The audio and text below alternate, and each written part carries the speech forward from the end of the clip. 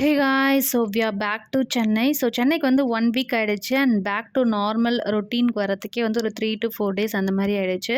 And இந்த video Friday night வந்து எடுத்தது. யூஸ்வலாக ஃப்ரைடே வந்து ஒர்க் பண்ணுறதுக்கு கொஞ்சம் லேசியாக இருக்கும் அந்த ஈவினிங் ஒரு 4-5 அந்த மாதிரி டைம்லலாம். பட் அன்றைக்கி ரொம்ப ஒர்க் இருந்துச்சு. அண்ட் திடீர்னு சுதாகர் அண்ணா ஜெகதீஷோட ஃப்ரெண்டு வந்து கால் பண்ணிவிட்டு ஃபேமிலியோட நைட் டின்னர் வெளியே போகலாம், வேளச்சேரியில் இருக்க ஸ்மோக் அப் பார்பிக்யூ அப்படின்னு சொன்னாங்க.